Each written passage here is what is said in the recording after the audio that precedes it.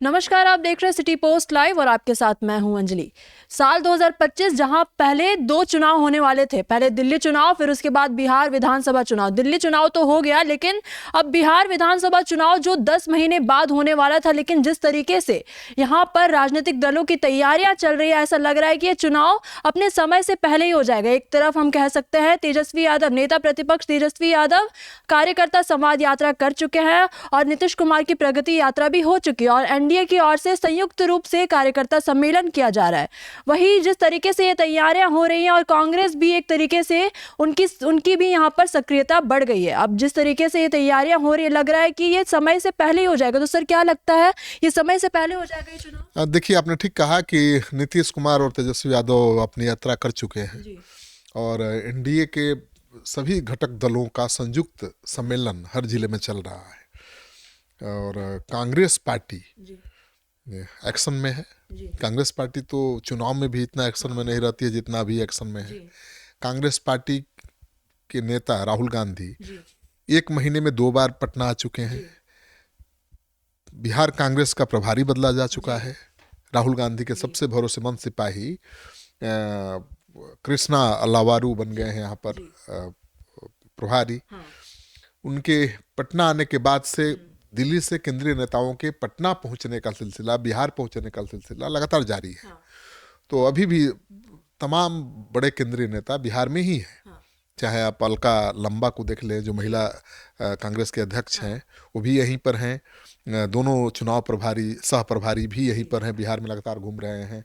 और कल से कृष्णा अलावारू भी बिहार पहुंच रहे हैं और वो पूरे बिहार में घूमेंगे, कार्यकर्ताओं के साथ बैठक करेंगे, विचार विमर्श करेंगे। तो जो तैयारी लग रही है उसको देखकर तो लगता है कि चुनाव अब सर पर है।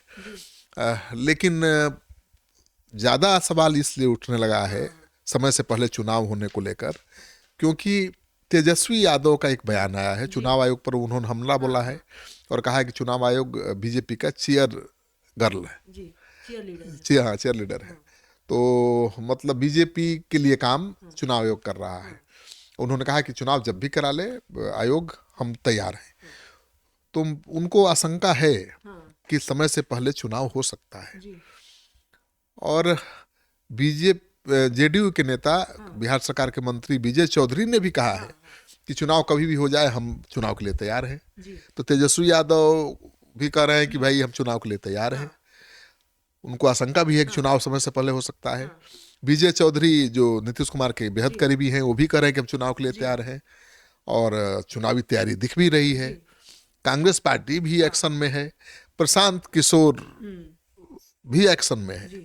तो हो सकता है कि चुनाव समय से पहले हो जाए। वैसे नीतीश कुमार की शुरू में ही मांग थी, जब नीतीश कुमार आरजेडी को छोड़कर आए बीजेपी के साथ, उस समय ही वो चाहते थे कि विधानसभा भंग करके चुनाव करा ले।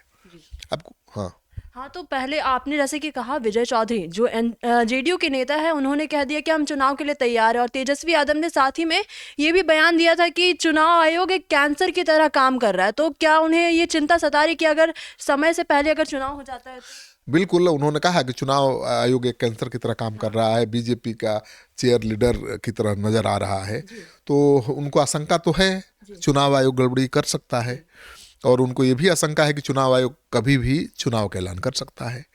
और नीतीश कुमार, मैंने बताया कि जब थे महागठबंधन के साथ और बीजेपी के साथ आए, तो चाहते थे कि विधानसभा भंग करके चुनाव करा दिया जाए, क्योंकि आज की तारीख में उनके 43 विधायक केवल हैं। नीतीश कुमार की पार्टी इतना कमजोर कभी नहीं हुई। पिछले चुनाव में चिराग पासवान ने उनके सभी सीटों पर अपना उम्मीदवार खड़ा कर दिया था और उसकी वजह से उनको 20 से 25 सीटों पर हार हो गई थी। तो चाहते हैं कि भाई हमारा फिर से मेरी पार्टी 60, 70, 80 विधायकों वाली पार्टी बन जाए और उनकी आखिरी पारी भी है। तो चाहते हैं कि भाई जेडीयू को मजबूत करके जाएं और मजबूती से जीतेंगे, ज़्यादा सीटें जीतेंगे, तभी अपना उत्तराधिकारी भी चुन पाएंगे, तभी मुख्यमंत्री की कुर्सी जेडीयू के पास रह पाएगी। तो चुनाव समय से पहले हो सकता है। अगर चुनाव समय से पहले इस बात को अगर हम साइड भी इस बात को हम साइड भी रख दे तो एक बात है जो दिल्ली विधानसभा चुनाव हुई थी अभी, तो उसमें बीजेपी की प्रचंड जीत होती है, आम आदमी पार्टी को कुछ सीटें मिलती हैं लेकिन कांग्रेस नाकाम रह जाती है। ऐसे में हमें देखने को मिला कि कांग्रेस शायद बिहार में इसमें कमज़ोर हो जाएगी लेकिन कांग्रेस और ज़्यादा मजबूत हो गई, ऐसे हमें देखने को मिला सीटों की मांग को लेकर, क्योंकि कांग्रेस के नेता यहाँ पर बयान दे रहे हैं कि अगर जो हमारे साथ नहीं रहेगा उसका वही हाल होगा जो केजरीवाल का दिल्ली में हुआ था। आपने ठीक कहा, दिल्ली में कांग्रेस पार्टी ने पूरे दमखम के साथ चुनाव लड़ा लेकिन सफलता मिली नहीं। लेकिन उसकी यही सफलता है कि उसने केजरीवाल को सत्ता में आने से रोक दिया, क्योंकि वहाँ अलायंस था नहीं, इंडिया गठबंधन टूट गया था। तो कांग्रेस अब धमकी भी दे रही है एक तरह से इशारे में कि आपने देख लिया कि क्या आम आदमी पार्टी का हाल हुआ दिल्ली में, अगर हमको आपने साथ नहीं रखा तो बिहार में भी वही हाल हो जाएगा। और कांग्रेस पार्टी को पिछले विधानसभा चुनाव में 70 सीटें मिली थी, इस बार भी पार्टी उससे कम सीटों पर समझौता को तैयार नहीं है।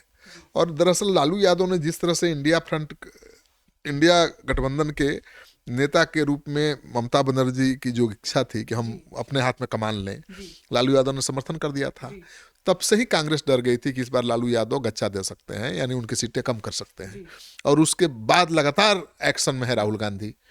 तो राहुल गांधी ने काफी आमूलचूल परिवर्तन किया है।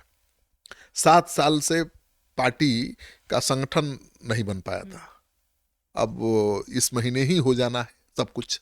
तो एक नए स्वरूप में, एक नए तेवर के साथ बिहार में कांग्रेस पार्टी दिखाई दे रही है। कांग्रेस चाहती अपनी ताकत दिखा रही है, आरजेडी पर एक उसी बहाने दबाव भी बन रहा है, भाई देखिए हम भी एक्शन में हैं, हम पूरे गंभीर हैं बिहार में चुनाव लड़ने को लेकर। और आपने सुना ही होगा कि तेजस्वी यादव की पार्टी के नेता कहते रहे हैं कि कांग्रेस पार्टी की वजह से तेजस्वी यादव चुनाव सीएम बनने से चूक गए थे, क्योंकि कांग्रेस पार्टी 17 सीटों पर लड़ी, जीती केवल 19। अब 15 सीट की जरूरत ही थी तेजस्वी को सीएम बनाने के लिए। लेकिन कांग्रेस पार्टी ये कह रही है कि भाई ठीक है, आप मानते हैं कि हमारे चलते आप सीएम बनने से चूक गए, तो अब मान लीजिए कि हमारे चलते ही आप सीएम बनेंगे। मतलब अकेले आप लड़के चुनाव सीएम नहीं बन पाएंगे। कांग्रेस पार्टी को सही सीटें दीजिए, यानी वैसी सीटें दीजिए जहां वो जीत सकती है। ये नहीं कि आप अपना फटा नोट उसके सहारे चलाएं। अब कमजोर सीटें केवल दे देंगे तो कहां से जीतेगी। तो कांग्रेस इस बार केवल ज्यादा सीट नहीं चाहती है, उन सीटों को चाहती है जहां उसका जनाधार है। वो ऐसी सीटों पर लड़ना चाहती है जहां वो जीत सकती है। और अखिलेश प्रसाद जो प्रदेश अध्यक्ष है, उन्होंने कहा है कि भाई हम 50 सीटें इस बार जीत कर दिखाएंगे। 40 से 50 सीटों का लक्ष्य रखा है उन्होंने जीतने का। तो मानकर चलिए कि 70 से कम पर लड़ेंगे नहीं, 70 से कम पर लड़ेंगे तो 40-50 जीतेंगे कहां से। तो बिहार में चुनाव की तैयारी में कांग्रेस पार्टी भी जी जान से जुट गई है। और मुझे लगता है कि इंडिया गठबंधन इंटैक्ट रहेगा। कांग्रेस पार्टी बिना आरजेडी के आगे नहीं बढ़ सकती है, और आरजेडी भी कांग्रेस को छोड़कर अकेले चुनाव नहीं लड़ सकती है। ये बात हुई इंडिया अलायंस की। अगर हम एनडीए की बात करें तो एनडीए के अंदर जीतन राम मांझी ने भी ऐसा बयान दे दिया था कि उन्हें 20 सीट पर इस बार वो चुनाव लड़ेंगे, कम से कम 20 से, क्योंकि उनके कार्यकर्ता तो 40 सीट की मांग कर रहे हैं, लेकिन वो बोले कम से कम हम 20 सीट की तो मांग करेंगे। तो क्या कितने सफल हो पाएंगे? देखिए, सीटों की संख्या को लेकर बीजेपी में भी, एनडीए में भी घमासान है। चिराग पासवान 35 सीटों की मांग कर रहे हैं। 5 लोकसभा सीटें जीते हैं वो, तो हर लोकसभा में 6 सीटें होती हैं विधानसभा की, तो 30 तो ऐसे ही बन रहा है उनका दावा। तो 35 सीटों की मांग कर रहे हैं। जीतन राम मांझी को लगता है कि नहीं मांगेंगे तो मिलेगा नहीं ज्यादा, क्योंकि उनको दिल्ली के चुनाव में भी एक भी सीट नहीं मिला, झारखंड में भी नहीं मिला, उसको लेकर तो पहले से नाराज है। तो इस बार वो दबाव बना रहे हैं कि ज्यादा से ज्यादा सीट मिल सके। तो मांग रहे हैं 20 सीट, लेकिन उनको 10-12 सीट भी मिलेगा तो मान जाएंगे। लेकिन 10-12 सीट भी मिलना मुश्किल है, क्योंकि नीतीश कुमार ने 123 सीटों पर लड़ने की मांग की है। लेकिन मानकर चलिए आखिरी में फैसला यही होगा कि नीतीश कुमार की पार्टी जेडीयू बीजेपी बराबर सीटों पर लड़ेगी। तो 100 सीटों पर लड़ेंगे दोनों दल, तो बचेंगी कितनी सीटें? केवल 43 सीटें। 43 में से 30-25 भी अगर चिराग पासवान को दे देती है बीजेपी, तो कितनी सीटें बचेंगी? 12 सीटें, 15 सीटें। उन्हीं 15 सीटों में बीजेपी को संभालना है, जीतन राम मांझी को भी, उपेंद्र कुशवाहा को भी। और बीजेपी तो मुकेश सहनी को भी साथ लाना चाहती है। मुकेश सहनी जो अभी तेजस्वी यादव के साथ हैं उनको भी साथ लाना चाहती है, क्योंकि वो आएंगे तो बीजेपी का जो लक्ष्य है कि 2025 या 225 सीट वो पूरा तभी होगा जब मुकेश सहनी आ जाएंगे। तो अभी सीटों की संख्या को लेकर ही प्रेशर पॉलिटिक्स हो रहा है, एनडीए में भी हो रहा है और इंडिया गठबंधन में भी हो रहा है। कांग्रेस पार्टी भी प्रेशर पॉलिटिक्स ही कर रही है। तेजस्वी यादव के पिता लालू जी ने जो बयान दिया था कि ममता बनर्जी के हाथ में इंडिया गठबंधन की कमान आनी चाहिए, वो भी एक प्रेशर पॉलिटिक्स ही था कांग्रेस को साइज में लाने के लिए। तो अब कांग्रेस पार्टी भी प्रेशर पॉलिटिक्स कर रही है। तो मानकर चलिए कि दोनों अलायंस इंटैक्ट रहेंगे, लेकिन समय से पहले चुनाव हो रहा है, इसकी वजह प्रशांत किशोर हो सकते हैं। जी, प्रशांत किशोर कैसे हो सकते हैं? प्रशांत किशोर पहले तो इंडिया और एनडीए गठबंधन के बीच सीधी लड़ाई थी, लेकिन प्रशांत किशोर का जन सुराज बन चुका है ना भाई, पार्टी बन चुकी है और वो दिन रात जी जान से जुटे हुए हैं। कितनी तैयारी है। अभी तो कांग्रेस अभी एक्शन में आई है, तेजस्वी यादव नीतीश कुमार अभी एक्शन में आए हैं, प्रशांत किशोर तो 2-2.5 साल से एक्शन में है। और जिस स्तर पर उनका संगठन बढ़ रहा है, उनकी पार्टी मजबूत होती जा रही है, तो लड़ाई तो उनसे भी होगी सबकी। और कहा जा रहा है कि प्रशांत किशोर का जन सुराज नुकसान जितना इंडिया गठबंधन को पहुंचाएगा उतना ही एनडीए को भी पहुंचाएगा। तो दोनों दलों को डर है, महागठबंधन को भी डर है प्रशांत किशोर से और एनडीए को भी डर है। तो माना जा रहा है कि नीतीश कुमार चाहते हैं कि प्रशांत किशोर मजबूत होकर उभरे या चुनाव की पूरी तैयारी पूरी कर लें, उसके पहले ही विधानसभा का चुनाव हो जाए, तब प्रशांत किशोर ज्यादा कमाल नहीं दिखा पाएंगे। अभी तो उनकी तैयारी चल रही है, आधा बिहार ही घूम पाए हैं, अभी आधा बिहार घूमने के लिए चाहिए 4-5 महीने का टाइम, उम्मीदवार तय करना है। तो ऐसे में अगर चुनाव समय से पहले हो जाता है, यानी अप्रैल मई में हो जाता है, तो जनसुराज की मुश्किल बढ़ जाएगी, प्रशांत किशोर की मुश्किल बढ़ जाएगी। लेकिन उनकी मुश्किल से क्या लेना है बीजेपी को और इंडिया गठबंधन को? इंडिया गठबंधन को डर है कि भाई हमको तैयारी का पूरा मौका नहीं मिलेगा, लेकिन एनडीए को भी डर है कि कहीं प्रशांत किशोर ज्यादा मजबूत हो गए तो लड़ाई कहीं मुश्किल ना हो जाए, त्रिकोणात्मक संघर्ष न बन जाए। क्योंकि अभी तो आमने सामने की लड़ाई है, एक तरफ इंडिया एक तरफ एनडीए। लेकिन प्रशांत किशोर मजबूती के साथ चुनाव मैदान में उतर जाएंगे, समय मिलेगा तो उतर मजबूत हो ही जाएंगे, तो मुश्किल बढ़ जाएगी, ये कारण।